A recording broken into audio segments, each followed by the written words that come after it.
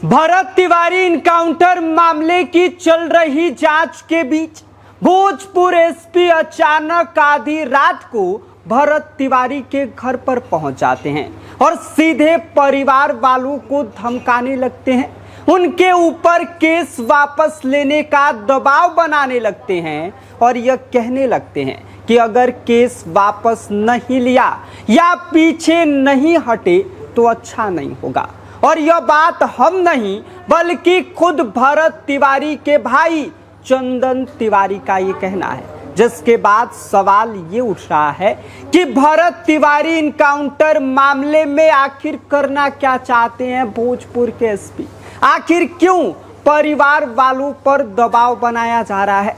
क्या यह मुठभेड़ भरत तिवारी का जो हुआ है इसमें भोजपुर एसपी का ही हाथ है? क्या उनके इशारे पर ही यह सब कुछ हुआ है? क्या भोजपुर एसपी को इस बात का डर सता रहा है कि कहीं अगर इस मामले की जांच शुरू हुई और परिवार वाले पीछे नहीं हटे तो कहीं ना कहीं उनका पोल न खुल जाए, सारी सच्चाई सामने न आ जाए? आखिर क्यों भोजपुर एसपी चाहते हैं कि परिवार वाले केस वापस ले ले? बताएंगे आपको सब कुछ, लेकिन उससे पहले नमस्कार। आप देख रहे हैं स्वराज पोस्ट और मेरा नाम विष्णु है।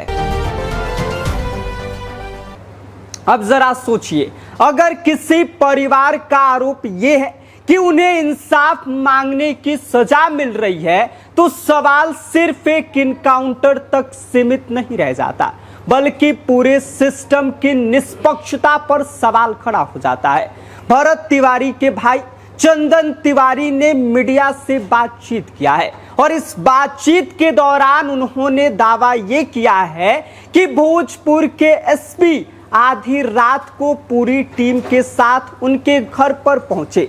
उस समय सिर्फ चंदन तिवारी, उनकी पत्नी और उनके माता पिता घर में मौजूद थे। चंदन तिवारी का आरोप ये है कि इस दौरान उन पर केस वापस लेने और पीछे हटने का दबाव बनाया गया।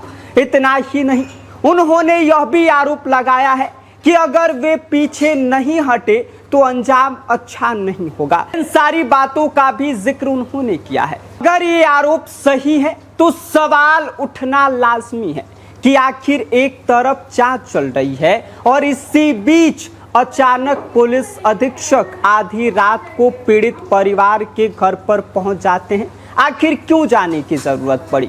उनका मकसद सिर्फ बातचीत करना था या फिर कुछ और? क्योंकि बातचीत तो दिन में भी हो सकती थी, लेकिन आधी रात का वक्त और फिर परिवार का ये आरोप ये पूरे मामले को और भी ज्यादा संवेदनशील बना रहा है। दूसरी तरफ जिन पुलिस अधिकारियों पर इनकाउंटर में शामिल होने के आरोप लगे हैं उनमें शाहपुर थाना के एसएचओ, जगदीशपुर के एसडीपीओ समेत कई पुलिसकर्मियों के नाम सामने आए हैं।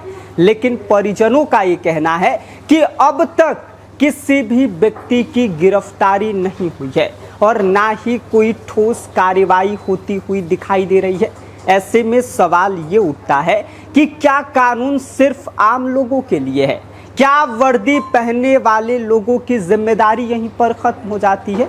अब बात जांच की करें तो बिहार सरकार ने इस पूरे मामले की न्यायिक जांच के लिए रिटायर्ड जज विनोद कुमार सिन्हा को जिम्मेदारी सौंपी है। लेकिन भरत तिवारी के परिवार वाले इस जांच से संतुष्ट नहीं हैं। उनका ये कहना है कि जांच किसी रिटायर्ड जज से नहीं बल्कि पटना हाई कोर्ट के मौजूदा जज की निगरानी में होनी चाहिए।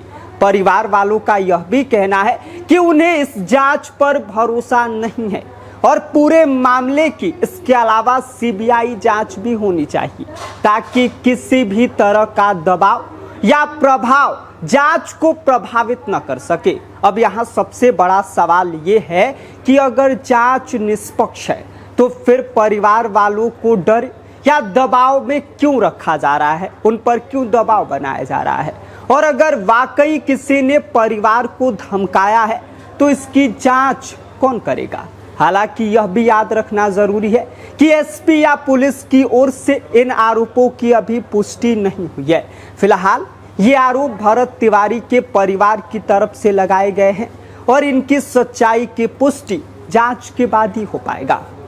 लेकिन लोकतंत्र में सिर्फ निष्पक्ष जांच होना ही काफी नहीं होता है। निष्पक्ष जांच हुई तो वो दिखनी भी चाहिए, क्योंकि जब पीड़ित परिवार ही जांच पर भरोसा खो दे रहे हैं, उनको इस पर खुद ही भरोसा नहीं हो पा रहा है, तो इस पर सवाल उठना लाजमी है और पूरे न्यायतंत्र पर भी सवाल अब उठने लगे हैं। अब देखना ये होगा कि न्यायिक जांच इन आरोपों पर क्या कुछ निष्कर्ष निकालती है। क्या सचमुच किसी ने परिवार पर दबाव बनाया है? क्या इनकाउंटर पूरी तरह से नियमों के मुताबिक था, या फिर इस पूरे मामले में कई और ऐसे राज हैं जिनसे पर्दा हटना अभी बाकी है? बाकी इस पूरी खबर को लेकर क्या सोचते हैं, इस पर आपकी क्या कुछ प्रतिक्रिया है, अपनी राय हमें भेज दीजिए। बाकी आप देख रहे हैं स्वराज पोस्ट और मेरा नाम विष्णु है।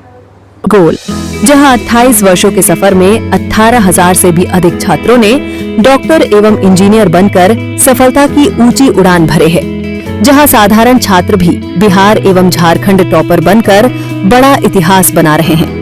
दूरदर्शी शिक्षाविद श्री विपिन सिंह के मार्गदर्शन में मेडिकल एवं इंजीनियरिंग के लाखों छात्रों के लिए आशा की किरण के रूप में गोल, द रिजल्ट फैक्ट्री